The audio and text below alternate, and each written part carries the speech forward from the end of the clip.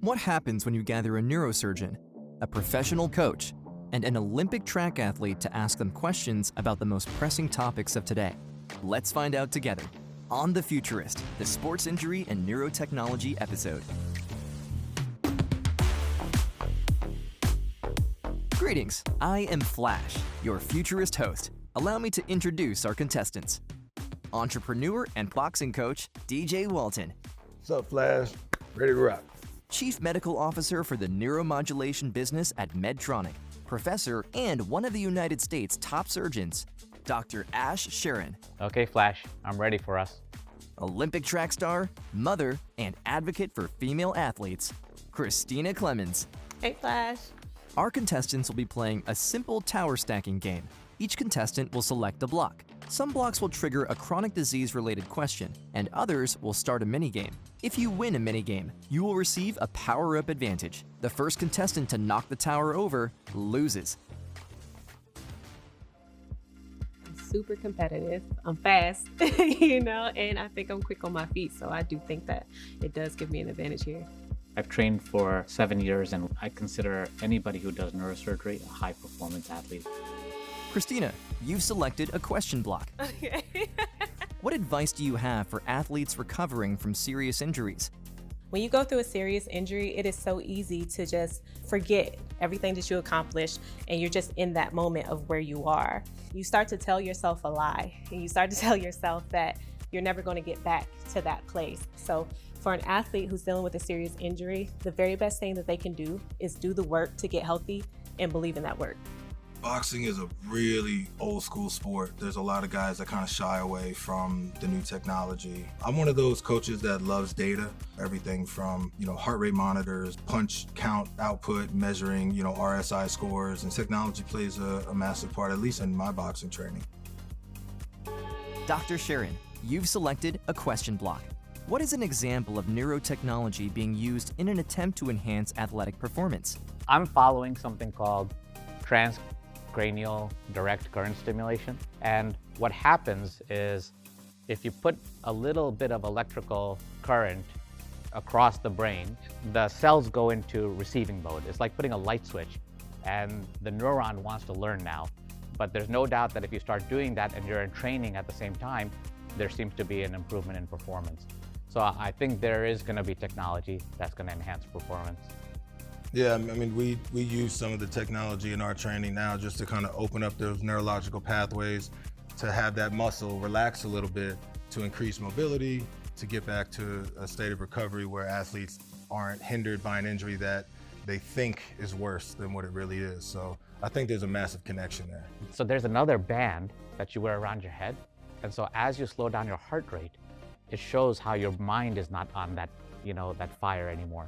So there is, I don't know if you guys want to play with it, but it might be pretty cool. Yeah, and the slower your heart rate, the faster your processing and then becomes. You can think more. Yeah. I'm learning so much right now.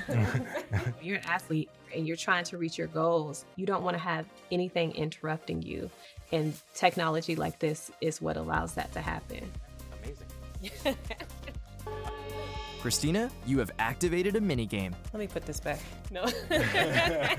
Please proceed to the minigame area. Good luck.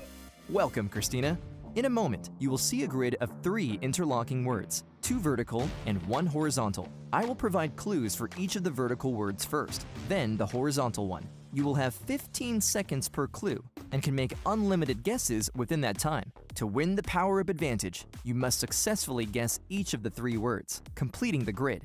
Are you ready? I'm ready. Let's go. What is a twisting, pull, or tear of a muscle or tendon called? A strain. Correct. Strain. The acronym RICE describes a common treatment for treating sprains and strains. What does the E in RICE stand for? Elevated.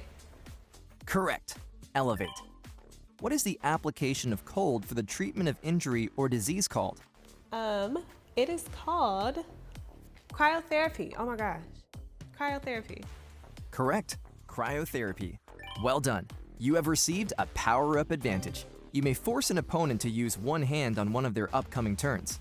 Now, please rejoin your fellow contestants. Thanks, Flash. Having someone only be able to use one arm while trying to pull a block out of a falling tower. Yeah, I think that's definitely going to help me. How'd it go? It went good.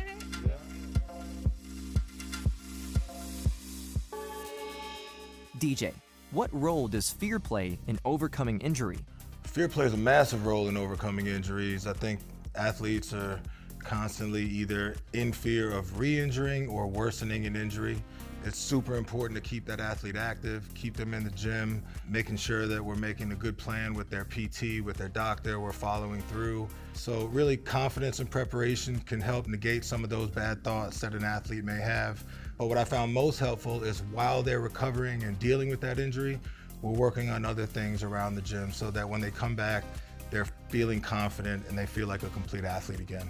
Christina, do you have anything to add? Me coming back from a serious injury myself, I completely understand what it is to be afraid and that fear that you can feel that can prevent you from moving forward. It did take me having to do exercises and things like that to get confident again. Like you said, anything mental dealing with sport, it's so serious. Dr. Sharon, how does an athlete's mentality play a role in their ability to manage and overcome pain? When I think about pain, it starts in the body and then it goes through the spinal cord into the brain. It's an emotional experience, a memory. And so there's a lot of mind over matter. And then how do you ignore it, right? Exactly. And then how do you go back to the plan and get through it? I mean, that's why I'd love to hear from you guys and say, like, gosh, how do you work through it? I think that is something that a lot of athletes deal with, a lot of coaches deal with, because like you said, how do you coach them through that? There are people who can help with that and people who do help with that. And once you have those professionals who come in and help with athletes like that, you see a huge difference in their performance, which I think is amazing. Okay, coaching through pain is a new medical specialty. What I didn't give enough credit for before coming here today was how much the mindset matters, the coaching, the confidence. I think that's a critical part on how the body heals. Dr. Sharon, you have triggered a minigame. Please proceed to the minigame area. Welcome to the minigame. I will share a series of 5 statements, and you must determine whether they are fact or myth. You must get 3 of the 5 correct to receive your advantage. Are you ready? Okay, Flash, let's do it. 17 million Americans suffer from high-impact chronic pain that interferes with everyday life. True. Correct. Almost 50% of head injuries sustained in sports or recreational activities occur during boxing and wrestling. I think that's true too, probably. Incorrect. Almost 50% of head injuries sustained in sports or recreation activities occur during bicycling, skateboarding, or skating incidents.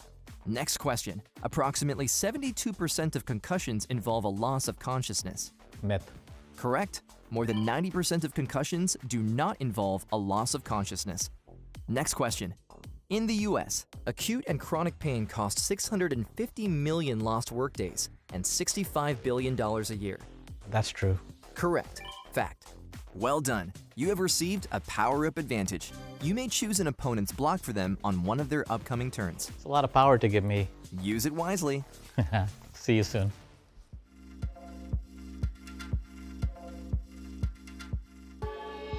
Christina, you've selected a question block.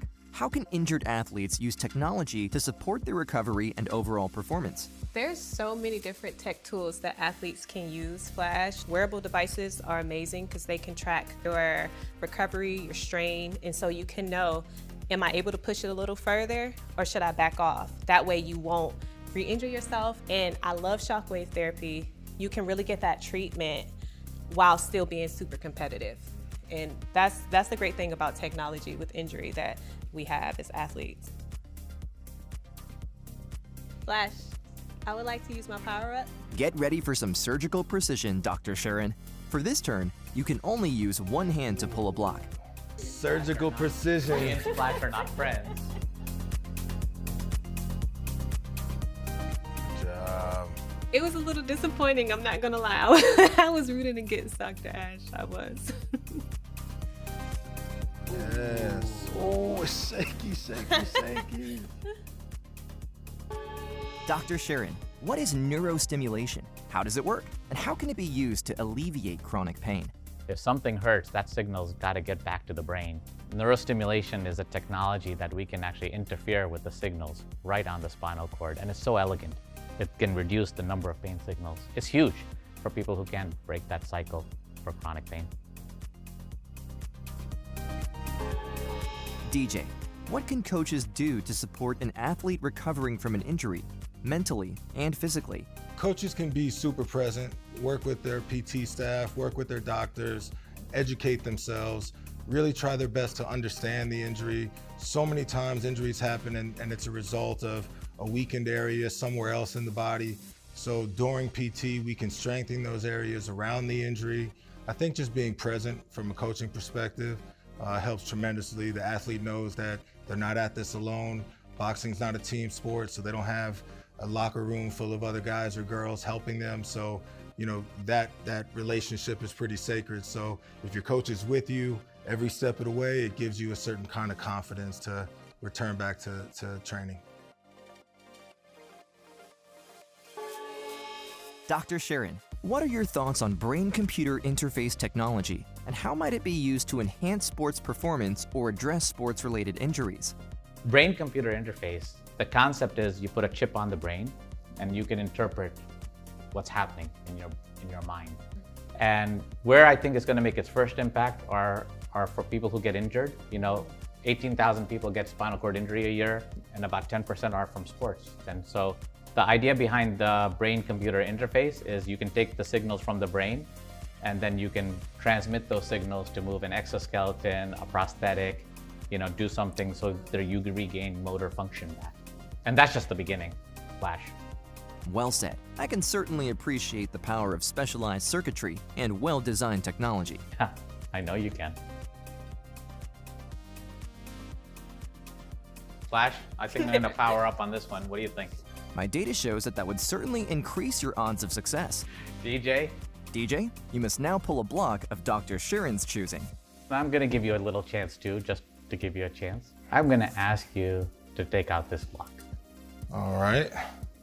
Appreciate that, Doc.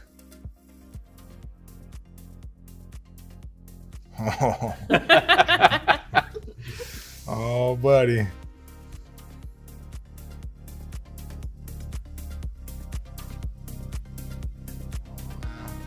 You have less than a centimeter left! I believe we just achieved maximum instability. We'll do it again. Congratulations! The game is now concluded. We have learned much about sports injury and neurotechnology. Thank you for joining us for this episode of The Futurist, brought to you by Medtronic. Goodbye!